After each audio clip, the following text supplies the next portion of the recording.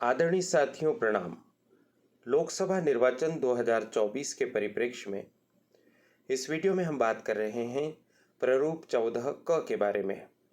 यह प्रारूप निरक्षर, अंधे और शिथिलांग मतदाताओं की सूची से संबंधित है।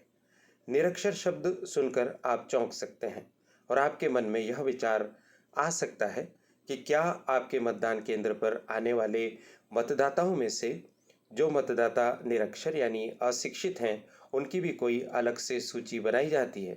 यदि ऐसा है तो किन्हीं किन्हीं मतदान केंद्रों पर निरक्षर मतदाताओं की संख्या बहुत बड़ी हो सकती है। ऐसे में तो यह सूची बहुत लंबी बनेगी। तो मेरा आपसे यहाँ अनुरोध है कि चिंतित होने की ज़रूरत नहीं है। निरक्षर शब्द के पास आप एक चिन्ह देख पा रहे हैं।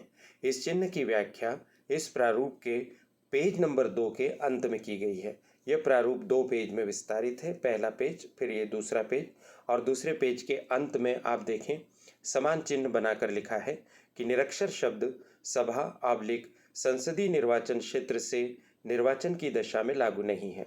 सभा का तात्पर्य है विधानसभा और संसदीय निर्वाचन का तात्पर्य है लोकसभा।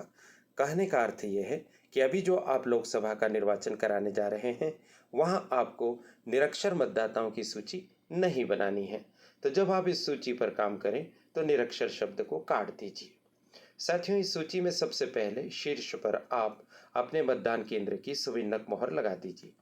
उसके बाद कुछ प्रविष्टियां कीजिए। प्रविष्टि के लिए जो जगह दी गई है उसमें से कुछ लागू होती है, कुछ नहीं। जो नहीं लागू होती है वहाँ कट का निशान लगा देना है। जो पंक्तियां लागू नहीं होती है उन्हें काट देना है। जैसे 27 खरगोन अजजा निर्वाचन क्षेत्र से कट, लाइन को कट।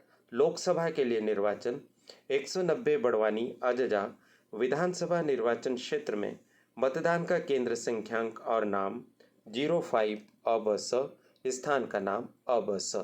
आपको जानकारी देने के लिए काल्पनिक आंकड़ों का उपयोग किया गया है। आप वास्तविक बातें इसमें लिखिए जब भी आप अपने मतदान केंद्र के लिए सूची बनाएं। चाहे आपके यहाँ पर अंधे और शिथिलांग मतदाताएं हो या न हो, तो भी आप इस सूची में शुरुआती एंट्रीज जरूर कर दीजिए। और यदि कोई इस तरह के मतदाता नहीं आते हैं तो आप यहाँ पर जहाँ पर हमने जानकारी लिखी है वहाँ निरंक लिख सकते हैं। पर इस तरह से आप इस प्रारूप को तैयार करके पहले से रख लीजिए ताकि इसके विहित लिफाफे में आपको रखने में सुविधा होगी। आइए सूची को देखते हैं। इस सूची में कुल मिलाकर 5 कॉलम है। पहला कॉलम निर्वाचक का भाग संख्यांक और क्रम संख्यांक, दूसरा कॉलम निर्वाचक का पूरा नाम, तीसरा साथी का पूरा नाम, चौथा साथी का पूरा पता और पांचवा साथी के हस्ताक्षर। इतना तो आप समझ ही गए होंगे कि इसमें जो जानकारी लिखी जाएगी वो उन अंधे और शिथिलांग मतदाताओं के बारे में ही लिखी जाएगी जो साथी की सहायता से मतदान करते हैं। अर्थात साथी स्वयं इन मतदाताओं के साथ मतदान प्रकोष्ठ में जाते हैं और इनकी तरफ से बैलेट यूनिट के समक्ष के नीले बटन को दबाते हैं। ऐसी दशा में ही यहाँ पर एंट्री होगी। साथियों, इस बात का ध्यान रखिए। पहले कॉलम में हमने जैसे उदाहरण के तौर पर लिखा है 05/23। इसमें से 05 भाग संख्यांक है और 23 निर्वाचक नामावली में निर्वाचक का क्रम संख्यांक है। निर्वाचक का पूरा नाम यानी मतदाता का पूरा नाम रमेश कुमार, साथी का पूरा नाम सुरेश कुमार, साथी का पूरा पता, ध्यान रखिए यह साथी का पता लिखना है, मतदाता का नहीं। अबस, जिला बड़वानी, मध्य प्रदेश। और पूरा पता अपेक्षित किया गया है, अतः पूरा पता लिखिए। साथी के हस्ताक्षर करवा लीजिए, सुरेश, जैसे यहाँ पर उदाहरण के तौर पर है। एक और हमने उदाहरण बताया है 5/41। 5 भाग संख्यांक यानी मतदान केंद्र का संख्यांक है।